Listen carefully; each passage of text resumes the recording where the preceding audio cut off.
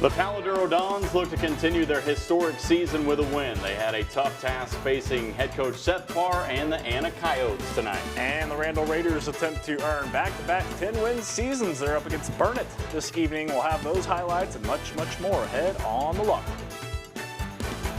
The Locker Room on Fox 14. Welcome into our final locker room of the 2025 season. Hard to believe how fast it has gone by, but man, we're going to finish strong in the second round of the playoffs tonight. Absolutely, no doubt about it, Clint. Let's start strong, too, as well. First game of the season, Paladuro dropped it, but since then, they've won every matchup and claimed their first outright district title since 2004. Tonight, they went up against the Anna Coyotes, who won state 2 years ago. There's no question this is an exciting matchup. Yep. Exciting indeed, and it's our area round game of the week. So I'm a Coyotes guy, you're a Coyotes, huh? No, yeah. Okay. The Yotes. Coyotes are a little different. Here we go, second quarter, PD down 21-7.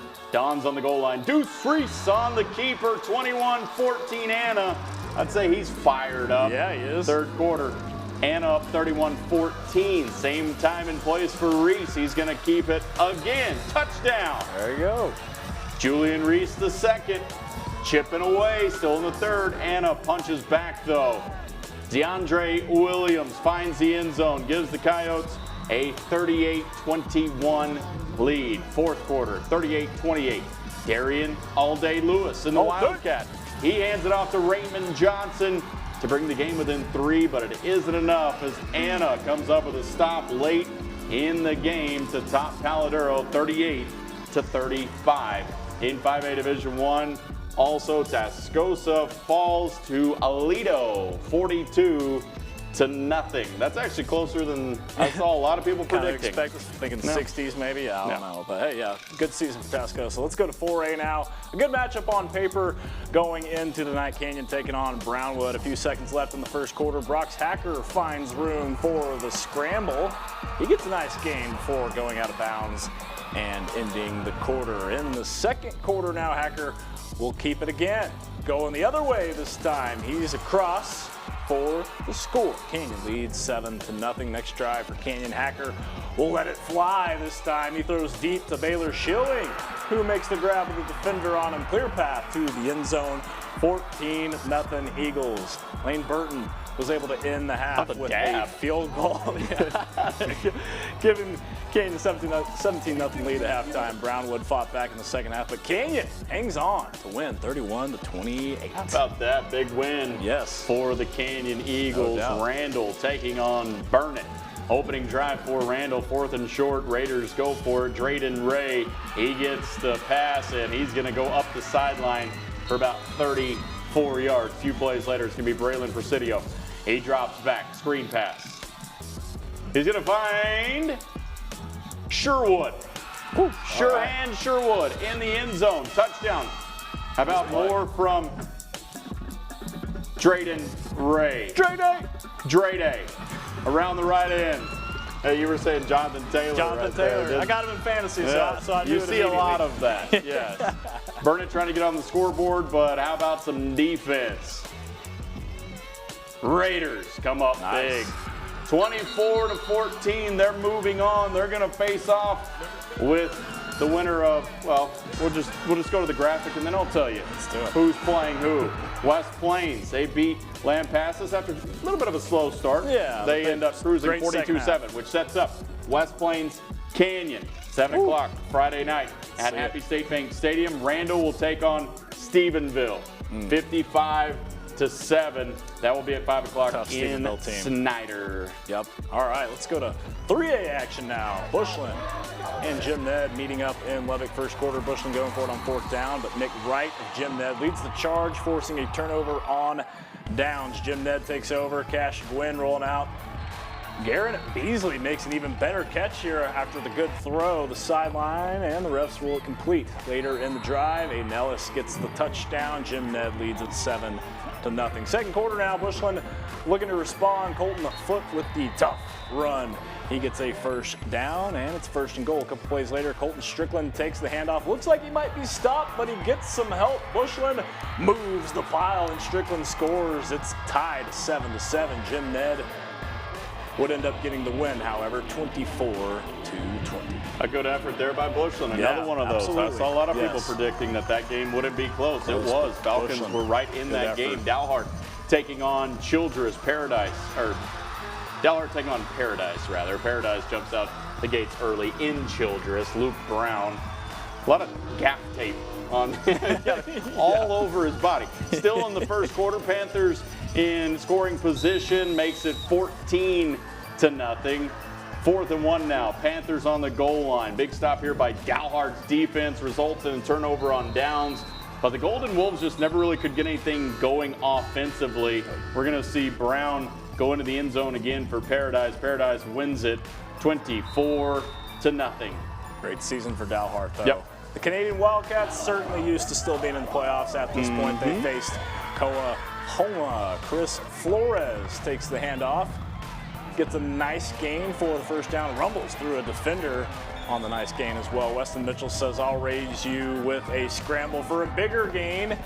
And another first down. Canadian on the move this drive. Then Slayton Dickinson, we know that name, says, watch this, and he scores the opening touchdown to cap off the drive. Austin Jocelyn tries to connect with his receiver, but only to get it tipped into the hands of Parker Sanchez. Tipped about and he 19 takes times. it all the way back for the pick six. Another day at the office for Canadian. They win 56-27. Yeah, they don't call him Johnny on the spot for nothing. Yeah, no doubt. Finishing out 3A yesterday, Wall defeated Childress 50-0. Definitely a great Wall program that Childress faced. Yeah, number 2 in the state and won the Canadian if they can get through Idalou, who, by the way, they'll be facing off with next week. Yep. They will still have Wall to deal with. That does it for 5A down to 3A in our area, but similar to last week, it was a busy night for our 2A squads. Yes, it was. There's several teams in 2A that we know can make a deep run in the playoffs. We'll have those highlights and scores next on The Locker Room. Locker Room continues. Welcome back to the Locker Room. West Texas High still stands as one of our 2 undefeated squads in on the High Plains. They're looking to add yet another win in the area round. Yes, that's right. Yesterday they went up against another impressive 2A program in the Holly Bearcats. They won state not too long ago. How would the Comanches match up against them? Well, let's go to the game. Kel Steed there for us. Yes. First quarter, Comanches down 6-0, but they answered. Cade Winter swing pass. Kelby Sherwood. They made it 8-6 after a 2-point conversion. We go to the second quarter. Back come the Bearcats. Romo, screen pass. Camden Abels. He's abling his way to the end zone. 12-8 Holly on top. WT High, they're going to march right back. We're going to have Sherwood again, right up the gut for the touchdown. It's going to make it 14-12 Comanches. Let's go to the fourth quarter, will we? Comanches trail 26-22 until Winters. Man, I got this. He's a dog. 30-26. 2-point conversion's good. Then the play of the night, you could say. 3rd and short for Holly. Woo! Winters just living in the backfield. Oh, defense he plays too. defense Yeah, he too, does. folks. WT High makes the stop. They get the ball back, and they get the gold ball as well. 30-26. They're 12-0 for the first time since 1989. This is the first time I've ever been alive for them to be 12-0. They headed the 3rd round for the first time since 2019. I was, however, alive then. How about those Comanches? Finishing 2A Division I, Panhandle facing Cisco. Man, close game. Cisco wins it 21-20. But how about this? Spearman stays alive. They beat Anson 28-27. Tale of 2 one-point games there. What a couple of scores there. All right, down to 2A Division II now. Stratford ready to go against Tahoka this evening, looking to get 2 10 wins on the year. The Tahoka defense starts out strong with a tackle for a loss early in the game, but Stratford will go to work. Chase Blaumy rolls to his right, looking around, finds no one, reverses to the left, and finds Alex Romero just past the goal line for the touchdown grab. More from Romero. He catches the screen pass here and finds some room down the sideline, makes a couple defenders miss, and he's off to the end zone for his 2nd touchdown. Stratford with the ball again. This time, Laramie finds Darius Jones on another screen, and he makes a few defenders miss, and he takes it into the end zone. Stratford keeps it going. They win 35-0. Okay, so they play the winner of this next game we're going to show you. Yes, they do. Bovina and Seagraves. Bovina with the ball. Angel Lara. Check out this tough run. Oof. Get off me, dog. How You about can't that? touch me. You can't touch me. They want to go for 2. We want 8 points, not 7. Alex Herrera, 2-point conversion. We got 8-0. Nice accent. There you go. Yeah, how about Hugo Rascon?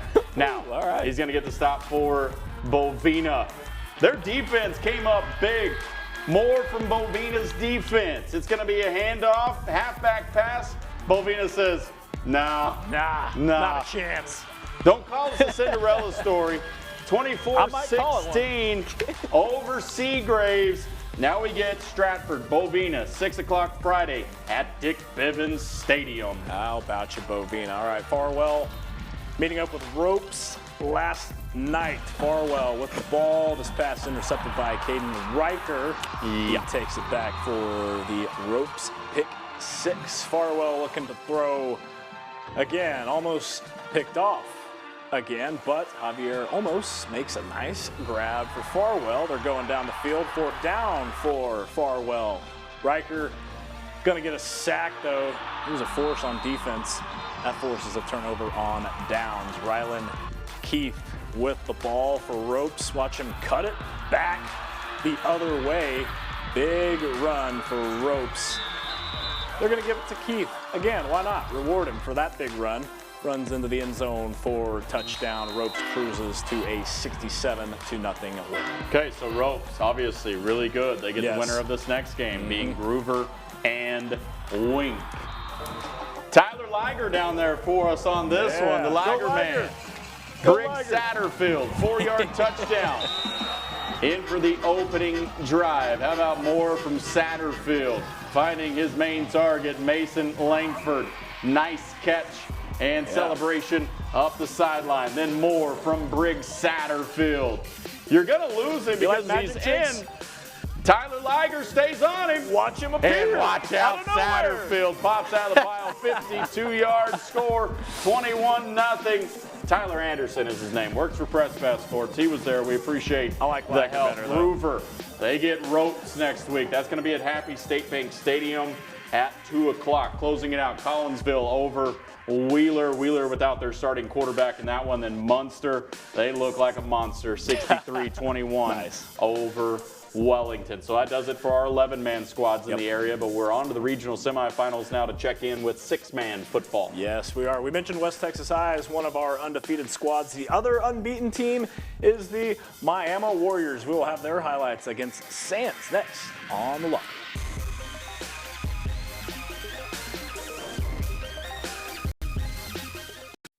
Welcome back to the locker room. We mentioned it before going to break, but the Miami Warriors undefeated up to this point in the season. Yes, they are, and they're ranked inside the top 10 of 6-man Division II. They were looking to keep it going tonight against Sands. The two teams meeting up down south in Happy. Miami starting with the ball. Jack Kutara tosses it to Noah Homefield, who runs straight into the end zone for the score. Sands looking to respond. Tate Henderson tosses to Gordo Solis, who dodges some tackles and makes his way down the field for a touchdown.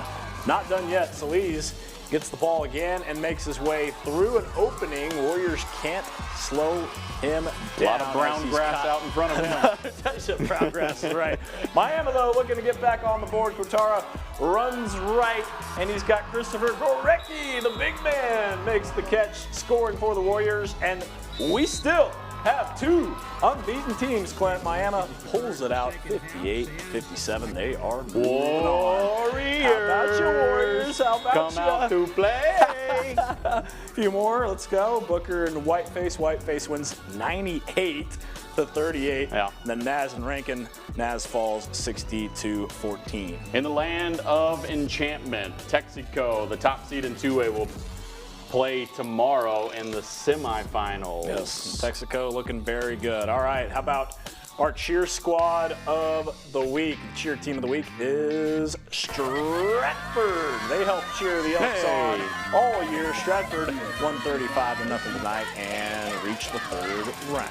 How about our play of the week? We go back to Groover. We go back to Briggs Satterfield. It's just a fun-looking play. Magic trick. So bottled up there, and then he then he appears. Yeah, ducks out of it. How does he do it, Satterfield knows how to get it done in the playoffs. They have some big does. tests ahead of them, but man, what an accomplishment Another big for win. them, winning 47-14. Now let's take a look at who we chose as our Week 11 Player of the Week. It was more of a family story. Feel-good story, I like it. 3 families coming together as one. And what a season it was for the Paladuro Dons. I hated to see Just short their against season Anna. come to an end, just short against Anna. But man, the strides that they have made under head coach Eric Mims, No doubt, has been a sight to see. And you can check out more from that story over on our website. That's myhighplains.com. Well, scores and highlights are in the books, but we aren't finished yet. No, we're not. When we come back, we'll be joined by Kale Steed of Press Pass Sports to tell us what we learned tonight. Welcome back, everyone, as we wrap up our final edition this season of The Locker Room. Clint Brakebill alongside Kale Steed of Press Pass Sports to tell us what we learned tonight. All right, we're going to go through classification by classification, and let's start with some of the notable games from each one, starting with the Paladuro Dons. What a season it was. They had that long winning streak and a chance to win tonight. Yeah, and they did, and they rallied. Yep. Got behind 31-14. They rallied, came back. What a year, though.